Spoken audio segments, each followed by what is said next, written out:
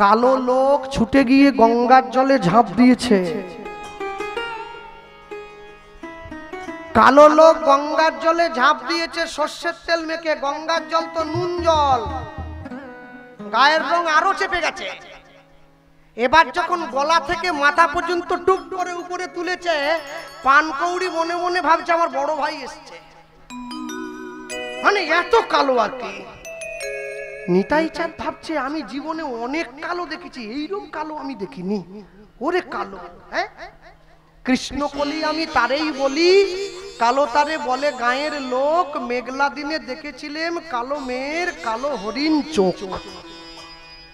উঠে আয় কে রে। এখন গুরুদেবের তো শিষ্যের মুখটা মনে নেই, কিন্তু শিষ্যের তো গুরুদেবের মুখটা মনে আছে।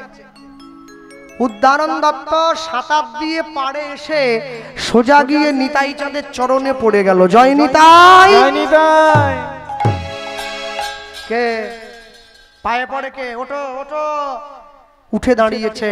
যখন কোনো দেবদেবীকে প্রণাম করবেন, কালী, দুর্গা, শীতলা, ষষ্ঠী, মনসা দেবদেবীকে প্রণাম করার সময় প্রণাম করবেন ডান দিক থেকে। ভগবানকে প্রণাম করার সময় প্রণাম করবেন বাম দিক থেকে। সাধুগুরু বৈষ্ণবকে প্রণাম করবেন সামনে থেকে। নিতাই চাঁদের চরণে প্রণাম জানিয়ে উঠে দাঁড়িয়ে বলে উঠছে, প্রভু আমি উদ্ধারণ দত্ত, আমায় চিনতে পারছো না? ও উদ্ধারণ, এই এতক্ষণ পরে মনে পড়লো। তুমি কি করছো এখানে? আরে আমার বাড়ি তো এখানে, আমি গঙ্গা স্নান করতে এসেছি। তুমি বলে আর বলো না ভাই, আমার ছোট ভাই আমাকে হরিনাম দিতে পাঠিয়েছে, বাংলার মানুষকে হরিনাম দিতে হবে, আমি এসছি, চলো আমরা গুরু শিষ্য দুজন মিলে বেরিয়ে পড়ি। না না, আরেকটা কথা আছে। কি? আমার ভাই আমাকে বলে পাঠিয়েছে আমাকে একটা বিয়ে করতে হবে। তুমি বলো এই 40 বছর বয়সে মেয়ে কোথা পাবো? উদ্ধারণ দত্ত মনে মনে চিন্তা করছে, সত্যি তো। ছুটে গিয়ে নিতাই চাঁদের হাতটা ধরে বলে উঠছে, প্রভু এতদিন পর্যন্ত জগতে শিষ্যরা গুরুদের জন্য অনেক কিছু করেছে, কি করেনি? আমি তোমার প্রথম শিষ্য হব যে তোমার জন্য মেয়ে দেখব। নিতাই চাঁদের সঙ্গে তো আর যে সে মেয়ের বিয়ে দেওয়া যাবে না, দেখে শুনে দিতে হবে। সময় বুঝে করলে চাষ, ফলবে ফসল 12 মাস। না বুঝে করলে চাষ, অকালে সাড়ে সর্বনাশ। হ্যাঁ, আমার মা তো আমার জন্য মেয়ে দেখতে গিয়েছিল। মেয়েকে জিজ্ঞাসা করছে শুক্তো রান্না করতে পারো? আমার ছেলে শুক্তো ভালো খায়, বলে আমি চাউমিন করতে পারি। হাই সর্বনাশ, চাউমিন খেয়ে দিন কাটাবো, শুক্তো খাবো তো? হ্যাঁ, ওরে চাউমিন তো সপ্তাহে একদিন খাবো, শুক্তো তো ডেলি লাগবে। তুই তাহলে শুক্তোটা আগে শেখ। মা বলে মা তাহলে বিয়ে হবে না, আগে শুক্তো শিখে নাও। ওই জন্য আগে আসল কাজটা শিখতে হবে, নকলটা শিখে লাভ নেই, আসলটা শেখো। ভক্তমণ্ডলী ভক্তিমতী মায়েরা হাতটা ধরে নিয়েছে, প্রভু আমার ঘরে চলো। মনে রাখবেন শিষ্যদের জন্য, গুরুদের জন্য শিষ্যরা অনেক কিছু করে। কেন জানো না? মনে রাখবেন একলব্যের কাছে গিয়ে দ্রোণাচার্য কি বলেছিল? তুমি তোমার ডান হাতের বুড়ো আঙুলটা কেটে আমাকে গুরু দক্ষিণা দেবে। কেন বলেছে? দ্রোণাচার্য জানতো একলব্যের বুড়ো আঙুলটা না কেটে নিলে অর্জুন পৃথিবীর শ্রেষ্ঠ ধনুর্বিদ হতে পারবে না। তাই আঙুলটা কেটে নিতে হবে। আঙুলটা কেটে নিলে আর তীর চালাতে পারবে না, এটা ধরতে হয় তো। এটা কেটে নিলে চালাবে কি করে? একলব্য বুঝে নিয়েছে আমার গুরুদেব আমাকে ছোট করেছে আর তার নিজের শিষ্যকে বড় করতে চাইছে। ছুটে গিয়ে গুরুদেবের চরণটা জড়িয়ে ধরেছে। গুরুদেব আপনি যা চাইছেন তা আমি দেব। কেন দেব জানেন? আপনি তো আমার গুরুদেব, তা আপনি যখন আমার কাছে গুরু দক্ষিণ হিসেবে আমার ডান হাতের বৃদ্ধাঙ্গুষ্টি চাইছেন, এটা আমি আপনাকে দেব। আচ্ছা বলুন তো, তার আগে আপনি আমাকে বলুন, আমি তো জীবনে আর তীর চালাতে পারবো না, কিন্তু তার আগে আমাকে একটা কথা দিতে হবে। আপনি আমাকে আপনার শিষ্য বলে স্বীকার করলেন তো? আমি ছোট জাত বলে যে দূরে সরিয়ে দিয়েছিলেন, ওটা করবেন না তো? দ্রোণাচার্য বলে উঠেছিল, আমি তোমাকে আমার শিষ্য বলে স্বীকার করলাম। স্বীকার করে নিয়েছে। আর দ্রোণাচার্য একলব্যের বৃদ্ধাঙ্গুলিটা কেটে নিয়ে নিজের আশ্রমে ফিরে চলে গেছে। কুরুক্ষেত্রের মাঠে দাঁড়িয়ে যখন যুদ্ধ হয়েছিল, কর্ণকে বধ করতে হবে কোন অস্ত্রটা দিয়ে, এই অস্ত্রের কথাটা অর্জুন বারবার ভুলে যাচ্ছিল, বারংবার ভুলে যাচ্ছে। কৃষ্ণের কাছে পরামর্শ নিচ্ছে, সখা ও সখা, হ্যাঁ আমি ভুলে যাচ্ছি কেন? আমি তো অর্জুন, আমি তো ভুলে যাই না। বলে এক জায়গায় তো অপরাধ হয়েছে। কোথায়? তুমি তোমার গুরু ভাইয়ের কাছে অন্যায় করেছো। কি অন্যায়? তোমার গুরুদেবের শিষ্য ছিল একলব্য। তোমাকে জগৎ মাঝে বিখ্যাত করার জন্য তোমার গুরু দ্রোণাচার্য একলব্যের কাছ থেকে তার ডান হাতের বুড়ো আঙুলটা কেটে নিয়েছিল গুরু দক্ষিণা হিসাবে। এই একলব্যের কাছে জানা আছে কর্ণকে মারার অস্ত্র। তোমাকে একলব্যের কাছে শিক্ষা গ্রহণ করতে হবে। অর্জুন বলেছিল আমি ক্ষত্রিয় বংশের ছেলে হয়ে একটা চণ্ডালের কাছে যাব শিক্ষা গ্রহণ করতে, একটা নিচু জাতের কাছে যাব শিক্ষা গ্রহণ করতে। শোনো অর্জুন, মনে রাখবে মুচি হয়ে সূচি হয় যদি কৃষ্ণ ভজে, সূচি হয়ে মুচি হয় যদি কৃষ্ণ ত্যাজে। শিক্ষা সবার কাছ থেকে নেওয়া যায়, কারোকে ছোট বড় করে দেখতে নেই। রামকৃষ্ণ পরমহংসদেব বলেছিলেন যতদিন বাঁচি আমি ততদিন শিখি। অর্জুন ছুটে গিয়েছিল একলব্যের কাছে। একলব্য অর্জুনকে বলেছিল তুমি আমার আশ্রমে ঢুকবে না, আমি জানি আমি তো ছোট জাত, কিন্তু আমি তবুও কর্ণকে মারার উপদেশটা তোমাকে পাতার উপরে লিখে দিচ্ছি। আমি তো ছোট। অর্জুনকে লিখে দিয়েছে। অর্জুন মনে মনে চিন্তা করছে আমি সারা জীবন ধনুর্বিদ্যা শিখলাম, আমি তো এই ধনুর্বিদ্যা কোনোদিন শিখি নাই যেটা একলব্য আমায় লিখে দিল। একলব্য ছুটে এসে অর্জুনের হাতটা ধরে বলছে জানো তো অর্জুন, একেই বলে গুরুদেবের কৃপা। তুমি গুরুদেবের কাছে আছো, গুরুদেবের সঙ্গে আছো, গুরুদেবের ভালোবাসা পেয়েছো, গুরুদেবের কৃপা অর্জন করতে পারো নাই। আর আমি গুরুদেবের থেকে দূরে আছি, কিন্তু গুরুদেবের কৃপাটা আমি অর্জন করে নিয়েছি। কেন জানে? দেখবেন বড় বড় নেতার সঙ্গে ঘুরতে ঘুরতে তার পাশে ছোটখাটো লোকগুলো ছোট নেতায় পরিণত হয়। বড় ডাকাতের সঙ্গে ঘুরতে ঘুরতে তার পাশের লোকগুলো ছোটখাটো ডাকাতে পরিণত হয়। কৃষ্ণ ভক্তের সঙ্গে ঘুরতে ঘুরতে আপনিও একদিন ছোটখাটো কৃষ্ণ ভক্তে পরিণত হতে পারবেন। তবে আপনাকে সঙ্গ ছাড়া হলে চলবে না। ও যেখানে যাচ্ছে ওর পাছে পাছে যান। সাধু সঙ্গ, সাধু সঙ্গ সর্বশাস্ত্রে কয়, লবে মাত্র সাধু সঙ্গ কৃষ্ণ ভক্তি প্রেম হয়। আপনাকে ঘুরতে হবে, আপনাকে পাশে ছুটতে হবে। যদি না ঘোরেন ছোঁয়াচে রোগের মতো, তাহলে না ঘুরলে ছোঁয়াটা পাবেন কি করে? মনে রাখবেন ঠাকুমার আছে সংসারে, দাদু আছে, দাদুর পায়ে হাত দিয়ে নাতি যখন প্রণাম করলো, দাদু আর আশীর্বাদের ভাষা পায়নি, তার নাতিকে আশীর্বাদ করছে একটা লাল টুকটুকে বৌমা হোক। এটা আশীর্বাদ হলো? হ্যাঁ, বৌমা তুমি না বললেও হবে, হয়ে বসে আছে। ঠাকুমা আশীর্বাদ করে নাতনিকে, তুই 100 ছেলের মা হবি। শালা একটা নিয়ে পারেনি, পাড়া জ্বালি দিচ্ছে। 100 ছেলে, এ কি আশীর্বাদ? আশীর্বাদ করবে সত্য কহিবি বিনয়ী হইবি, না কহিবি পরধনে আস, ইথে যদি মুক্তি না মিলে তো জামিন রইল তুলসী দাস। একে আশীর্বাদ বলে। শোনো, সত্যের জন্য সবকিছুকে ত্যাগ করা যায়, কোনো কিছুর বিনিময়ে সত্যকে ত্যাগ করা যায় না। কাগজের নৌকো দিয়ে যেমন নদী পেরোনো যায় না, অসত্য দিয়ে কোনোদিন সংসার সমুদ্র পেরিয়ে চলে যাওয়া যায় না। ভক্তমণ্ডলী ভক্তিমতী মায়েরা হাতটা ধরেছে, নিজের ঘরে নিয়ে গেছে। কাকে?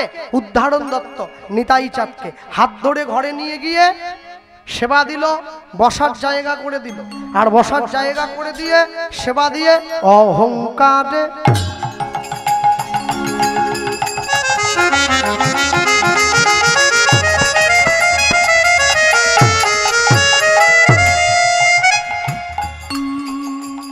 অহংকারে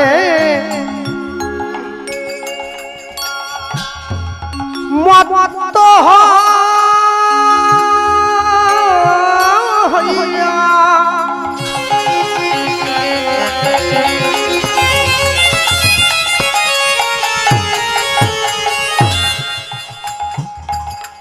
আমরা নিতাই পদ,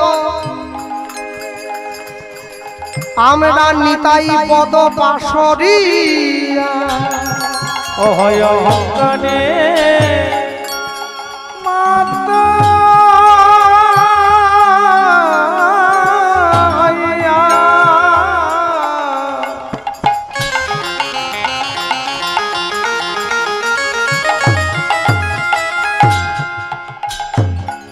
আমরা নিতাই পদ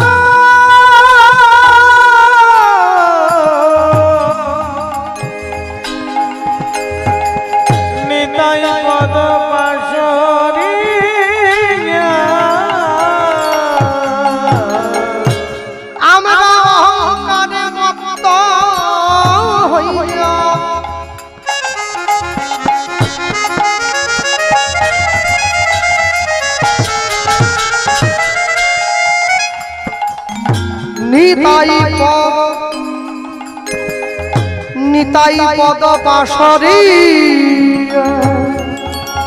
অগয় অহংকারে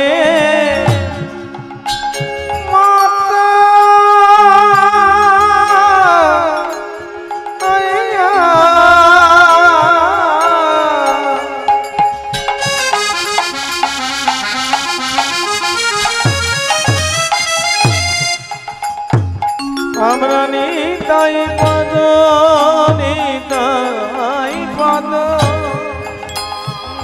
পাশরি আমরা অসত্য রে অসত্য রে সত্য বলি মানি আমরা অসত্য রে সত্য বলে মানি আমরা অসত্য রে সত্য বলি মানি আমরা অসত্য রে সত্য বলে মানি যদি নিতাইয়ের করুণা হবে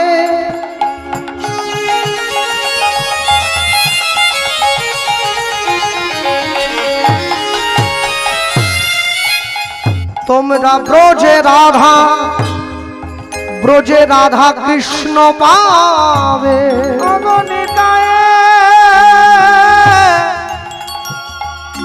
করুণা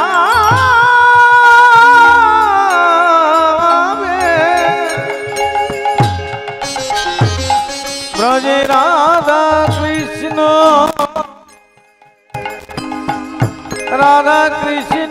পাবে তোমরা ধরো নিতাইয়ের চরণ দুখানি তোমরা ধরো নিতাইয়ের চরণ দুখানি তোমরা ধরো নিতাইয়ের চরণ দুখানি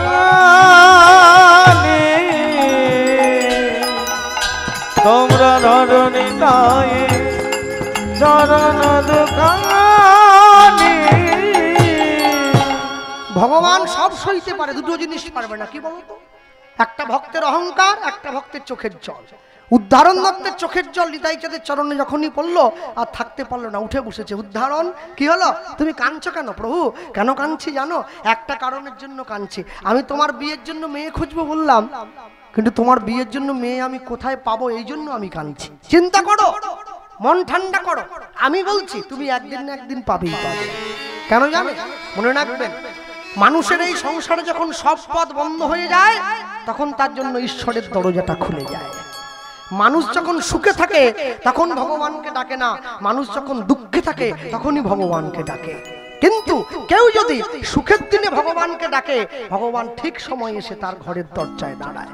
তাই আমি সকলকে বলবো, সারাদিন যত কাজ করবেন, সংসারের সকল কাজ করার পরে প্রত্যেক দিন সন্ধ্যেবেলা ঘরের দরজাটা বন্ধ করে দিয়ে ভগবানের কাছে গিয়ে বসবেন।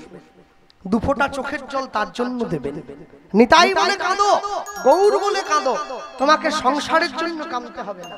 তুমি সংসারের জন্য যত কাঁদবে, সংসার তত বেশি করে তোমায় দুঃখ দেবে, তত বেশি করে তোমায় কষ্ট দেবে। মনে রাখবে, তুমি যদি জীবনে চিরস্থায়ী সুখ পেতে চাও, তোমাকে ঈশ্বরের নামে কাঁদতেই হবে। তা যদি তুমি না কাঁদতে পারো, তুমি কোনোদিন শান্তি অনুভব করতে পারবে না। ভক্তমণ্ডলী, ভক্তিমতী মায়েরা, উদ্ধারণ দত্তের মনে পড়ে গেছে বর্ধমান জেলার অম্বিকা কালনার গৌরীদাস পণ্ডিতের ছোট ভাইয়ের নাম সূর্যদাস পণ্ডিত। গৌরীদাস পণ্ডিত বৈষ্ণব জগতে খুব নাম করা একজন মানুষ। অম্বিকা কালনা বর্ধমানে তার সিপাট, তার বাড়ি। এই গৌরীদাস পণ্ডিতের ছোট ভাইয়ের নাম সূর্যদাস পণ্ডিত। এই সূর্যদাস পণ্ডিতের দুটো মেয়ে আছে, বড় মেয়েটার নাম বসুধা, ছোট মেয়েটার নাম জাহ্নবা। দুজনেই ব্রাহ্মণ, তার উপরে বৈষ্ণব। এই বড় মেয়েটার সঙ্গে নিতাই চাঁদের বিয়ে দিলে কেমন হয়? হ্যাঁ, আর সূর্যদাস পণ্ডিত তো মনে মনে ভাবছে, উদ্ধারণ দত্ত আমার ছোটবেলাকার বন্ধু, আমি না বললে কি ও না বলতে পারবে? প্রভু মেয়ে পেয়ে গেছি, না সেজে না। আস্তে সুন্দর করে নিতাই চাঁদকে সাজিয়ে দিয়েছে, সাজিয়ে দিয়ে হাতটা ধরে নিয়েছে। চলো মেয়ের বাড়ি যাবো, তোমাকে দেখাবো আমার বন্ধুর মেয়ে আছে, বাল্য বন্ধুর মেয়ে।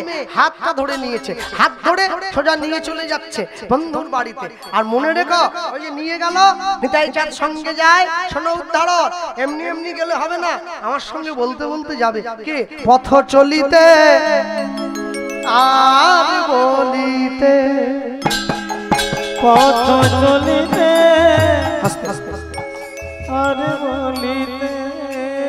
কীর্তন জগতে এই গানটা আপনারা আমার জন্মের আগে থেকে শুনছেন। সদ্য অরুণ চট্টোপাধ্যায়ের মহাশয়ের মুখে এই গানটি খুব জনপ্রিয়তা পেয়েছিল। কিন্তু মনে রাখবেন, এই গানটা যার লেখা, যার দেওয়া সুর, তিনি হচ্ছেন সর্বানন্দ গিরি মহারাজ। তিনি এই গানটির সুরকার এবং লেখক। কিন্তু অরুণ জেঠুর মধ্যে দিয়ে আমরা সবথেকে বেশি গানটার প্রচার পাই। তিনি আমার খুব শ্রদ্ধা ভাজন অরুণ চট্টোপাধ্যায়। আপনারা অরুণ চট্টোপাধ্যায়কে চেনেন সকলে, কিন্তু অরুণ চট্টোপাধ্যায়ের প্রকৃত পরিচয়টা আপনারা অনেকে জানেন না। অরুণ চট্টোপাধ্যায় কে জানেন?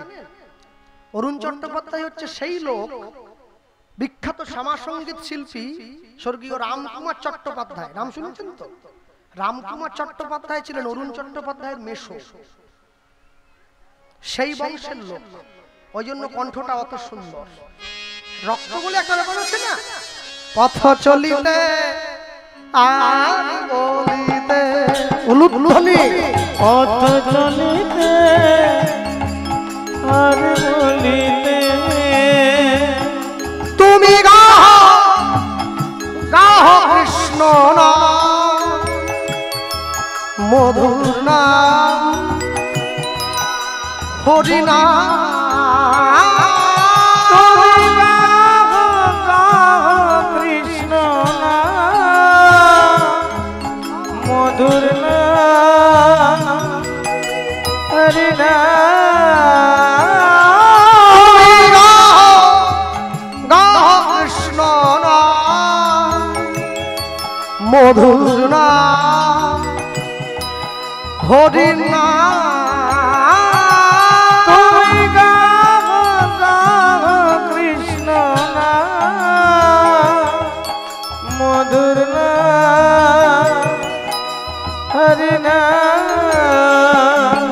পথ চলিতে আর বলিতে, নিতাই গৌর হরি হরি বল, হরি বল। বলিতে আর বলিতে। সম্মুখে আধার রাত্রি, অগো তুমি যে পথযাত্রী। সম্মুখে আধার রাত্রি, ওগো তুমি যে পথযাত্রী। বলো সম্মুখে আধার রাত্রি,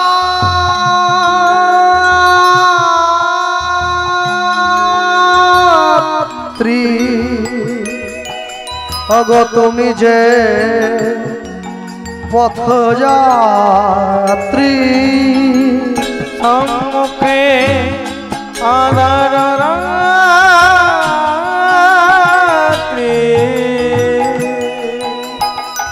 ওগো তুমি যে পথযাত্রী। কথা বলিতে তার নাম, পথে চলিতে তার নাম, প্রভু বিপদে তার নাম। পথ চলিতে আর বলিতে, পথ চলিতে আর বলিতে। তোমরা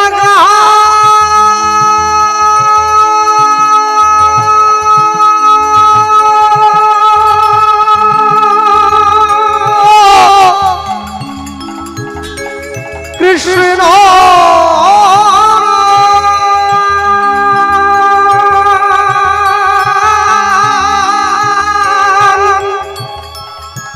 মধুর নাম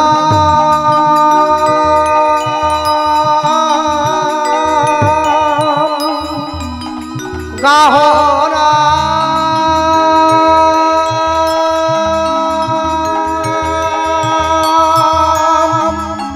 গাহনা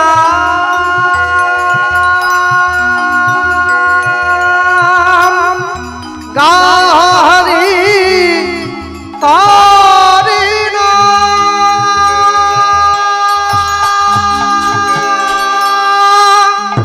পদ চলিতে আর বলিতে পদ চলিতে আর বলিতে তোমরা গাও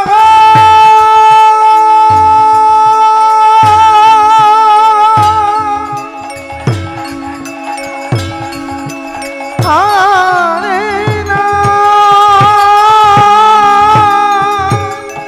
তাই গৌর হরি হরি বল হরি কৃষ্ণ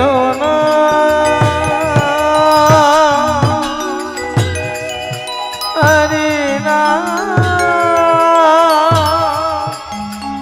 হরে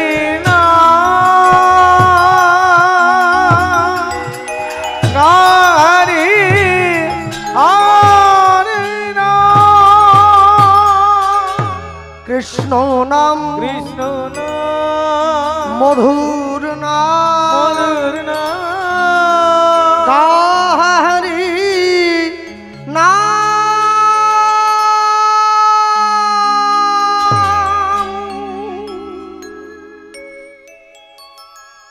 উদ্ধারণ দত্ত নিতাই চাঁদের হাত ধরে এক পা দু পা করে নিয়ে চলে এসছে কোথায়?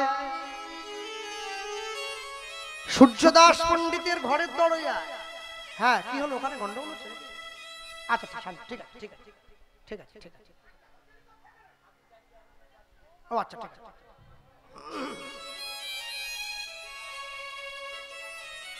হ্যাঁ, হাত ধরে নিয়ে এসছে, হাত ধরে নিয়ে এসে সূর্যদাস পণ্ডিতের ঘরের দরজায় দাঁড় করিয়ে দিয়েছে। দরজার বাইরে দাঁড়িয়ে চিৎকার করে ডাক দিল, সূর্যদাস,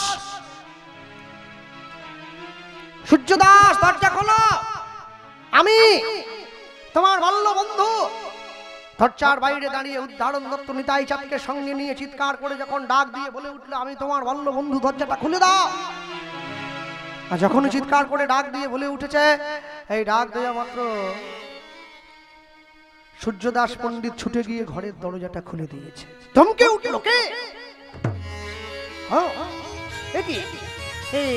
তুই বন্ধু বন্ধু বন্ধু আয় ঘরে আয়, আয় এতদিন পরে আমার কথা মনে পড়লো, বুকে জড়িয়ে ধরেছে, আয় ঘরে আয়। ঘরের মধ্যে বসিয়েছে। হ্যাঁ, বিপদের দিনে যে পাশে এসে দাঁড়ায় ওকে তো বন্ধু বলে বলে। বিপদের দিনে নিজের পকেটের পয়সা খরচা করে যে আপনার পাশে থাকবে সে আপনার বান্ধব। আপনার আত্মার সঙ্গে যখন তার আত্মার মিল হবে তখন সে আপনার আত্মীয়। আর আত্মীয় যখন আপনাকে গোবিন্দ চরণে নিয়ে যায় তখন সে আপনার পরম আত্মীয়। আর 6 মাসে এসে যে আপনার বাড়িতে পোল্ট্রি মুরগি খেয়ে আপনার বদনাম করে চলে যায় ওকে বলে কুটুম। হ্যাঁ, ও বেটা আততাই, ও আত্মীয় নয়। ও খাবে আবার নিন্দাও করবে, বলে ঠিকই ছিল, পায়েসটা একটু চিনি হলে ঠিক হয়ে গেল। এ কি কুটুম রে বাবা, কুটুম হয়ে নিন্দে করে যাচ্ছে। হ্যাঁ, মনে রাখবেন। হাত ধরে নিয়ে গিয়ে দাঁড়িয়েছে, পাশে বসিয়েছে। বন্ধু, এতদিন পরে আমার বাড়ির দরজায় তুই কি মনে করে এলি? না মানে বলছিলাম, হ্যাঁ মানে আরে আমতা আমতা করতাম নি, বল না।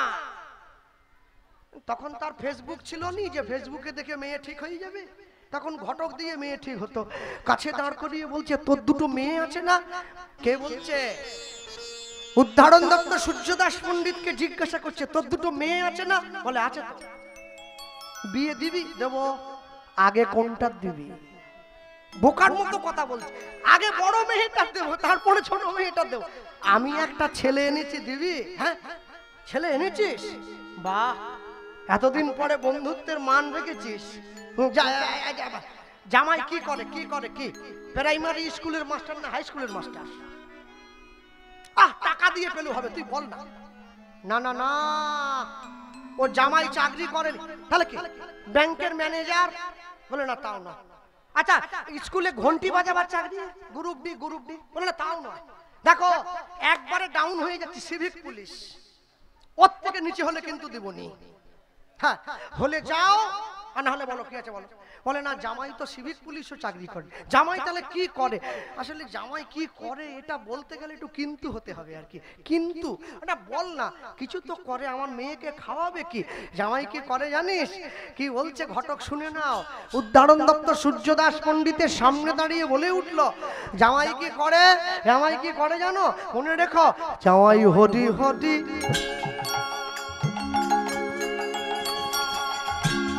হরি বলে,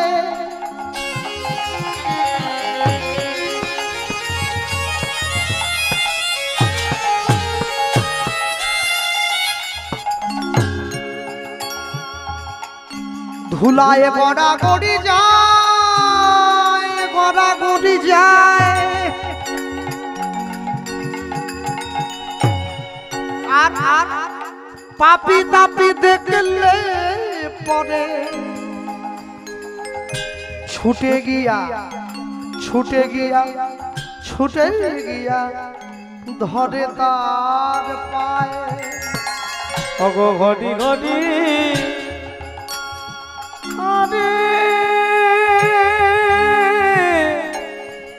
বলে,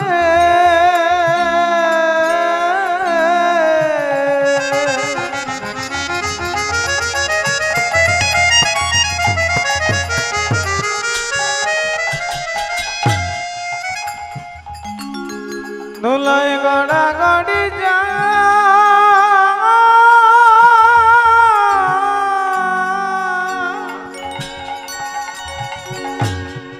ওগো পাপি তাপি দেখলে পরে